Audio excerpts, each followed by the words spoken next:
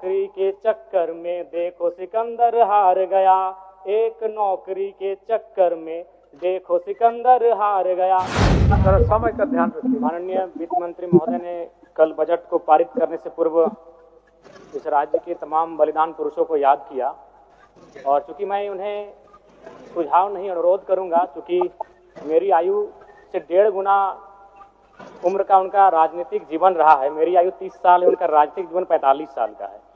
महोदय निर्मल महतो, अगर देश में भगत सिंह का नाम आता है तो झारखंड में निर्मल महतो का नाम आता है। बजट में उनको आभार जताना छूट गया। मैं आपसे अनुरोध करूंगा जब अगला बजट पारित हो तो निर्मल महतो का सम्मान, उनके बलिदान का सम्मान रखा जाए। धन्यवाद अध्यक्ष महोदय। माननीय वित्त मंत्री जी के द्वारा प्रस्तुत बजट पर अपने विचार रखने आया हूं। वित्तीय वर्ष 2025-26 के लिए 1,45,000 करोड़ रुपए का बजट आया है। आंकड़े सुनने में बहुत अच्छे और बेहतरीन है, लेकिन जब इस पर कार्य धरातल होगा महोदय तो बहुत बड़ी उपलब्धि होगी। निसंदेह इस राज्य सरकार की महत्वाकांक्षी योजना रही मैया सम्मान, उस पर लगभग बजट का 9.5% प्रावधान दिया गया। लेकिन मेरा मानना है अभी भी 2 महीनों से मैया सम्मान योजना की राशि निर्गत नहीं हो पाई है, तो कहीं ना कहीं इच्छा शक्ति का अभाव। बजट कितना भी विशाल बेहतरीन क्यों ना हो, अगर कार्य करने की इच्छा शक्ति ना हो तो उस बजट का सदुपयोग नहीं कर पाते महोदय। इस बार कृषि में 4,587 करोड़ का प्रावधान है, जो कि सराहनीय है। लेकिन चूंकि मैं एक युवा हूं और युवा होने के नाते इस बजट से युवाओं के लिए कोई विशेष प्रावधान नहीं दिख रहा अध्यक्ष महोदय।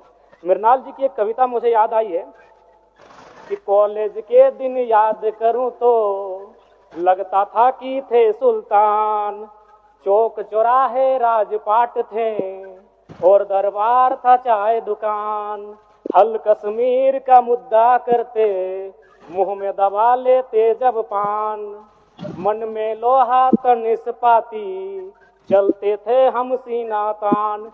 धीरे धीरे गल गया लोहा, धीरे धीरे गल गया लोहा, तेवर का तलवार गया।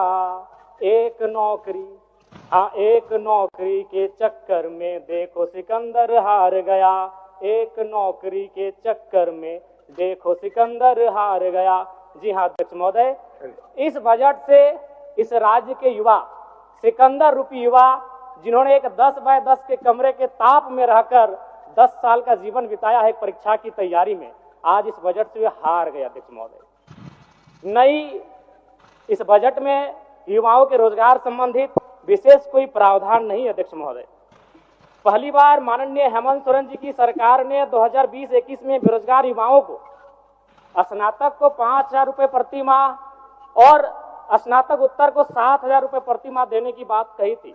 फिर कालांतर में मुख्यमंत्री प्रोत्साहन योजना, मुख्यमंत्री युवा प्रोत्साहन योजना, मुख्यमंत्री प्रतिभा प्रोत्साहन योजना नामक बहुत सारी योजनाएं पुस्तिका में छपी।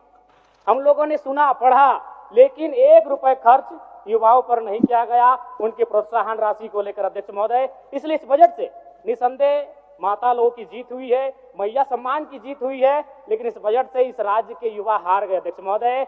एक सटीक नियोजन नीति नहीं होने कारण, एक सशक्त नियोजन नीति नहीं होने कारण कहीं ना कहीं आज इस राज्य के युवा इस बजट से हारा हुआ महसूस कर रहे अध्यक्ष महोदय।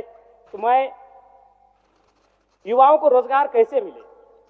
जिस राज्य में 40% खनिज संपदा, उस राज्य के युवा अगर हताशा, निराशा के दौर से गुजर रहे अध्यक्ष महोदय, तो कहीं ना कहीं इस बजट पर युवाओं के दृष्टिकोण से एक सवाल और प्रश्न चिन्ह खड़ा होता है अध्यक्ष महोदय। अध्यक्ष महोदय, राज्य में अनुसूचित जाति परामर्शदात्री आयोग का गठन सराहनीय है, इसकी मैं सराहना करता हूं और वित्त मंत्री जी को साधुवाद देता हूं। महोदय, अंत में मैं इस सिस्टम पे आता हूं। इस सिस्टम पे आना इसलिए जरूरी अध्यक्ष महोदय क्योंकि माननीय वित्त मंत्री महोदय ने विधायिका के कर्तव्य का अनुपालन करते हुए बजट को तो प्रस्तुत किया, लेकिन यदि कार्यपालिका का सहयोग नहीं रहेगा अध्यक्ष महोदय, तो ऐसे बजट का कोई उपयोग नहीं रह पाएगा। आंकड़े कहते हैं 2023-24 का आंकड़ा अध्यक्ष महोदय, बजट का कुल योग था 1,41,498 करोड़, लेकिन हम लोग खर्च कर पाए थे 1,07,920 करोड़, यानी लगभग 33,000 करोड़ की राशि खर्च ही नहीं हो पाई थी अध्यक्ष महोदय। और इस बार का जो बजट है, जो पूर्व का, उसमें भी मात्र 65% ही राशि को खर्च किया गया। इसलिए विधायिका के साथ साथ अगर कार्यपालिका अपनी जिम्मेवारी का अनुभव नहीं करेगी, अनुपालन नहीं करेगी अध्यक्ष महोदय, फिर बजट का कोई प्रावधान नहीं रहता है। अध्यक्ष महोदय, ज्यादा नहीं और 1 मिनट का समय लेंगे अध्यक्ष महोदय, चूंकि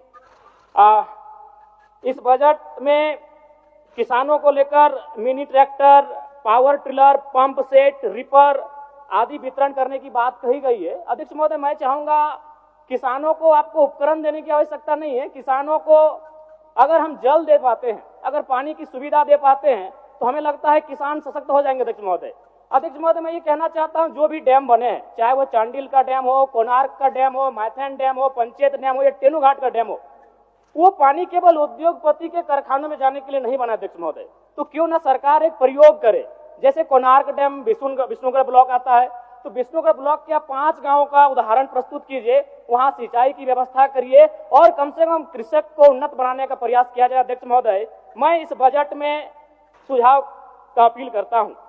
अध्यक्ष महोदय, चलिए और 1 मिनट लेंगे, ज्यादा नहीं अध्यक्ष महोदय, परम श्रद्धेय आदरणीय, इस बजट से दिव्यांग, वृद्धा और विधवाओं को बड़ी आस थी अध्यक्ष महोदय, और जब इस बजट को पढ़ा, और वे लोग भी जब पढ़ेंगे तो बड़ा विशाल लगेगा, 1449 करोड़ 26 लाख, बहुत बड़ी राशि।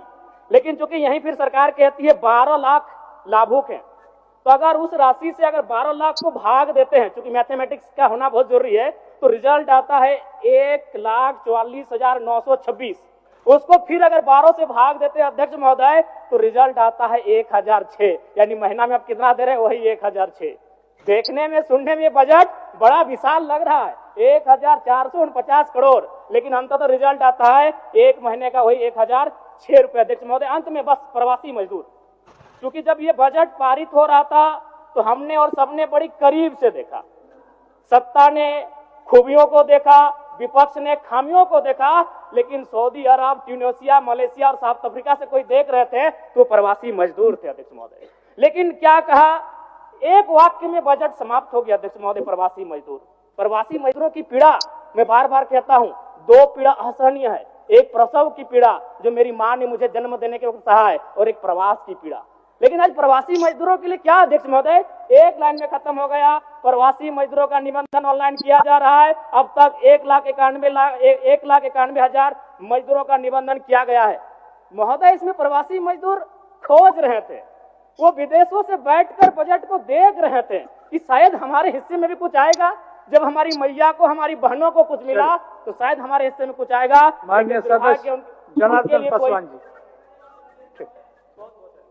जनार्दन पासवान जी, मजदूरों की पीड़ा, मैं बार बार कहता हूं, 2 पीड़ा असहनीय है, एक प्रसव की पीड़ा जो मेरी मां ने मुझे जन्म देने के वक्त सहा है, और एक प्रवास की पीड़ा। लेकिन आज प्रवासी मजदूरों के लिए क्या अध्यक्ष महोदय, एक लाइन में खत्म हो गया, प्रवासी मजदूरों का निबंधन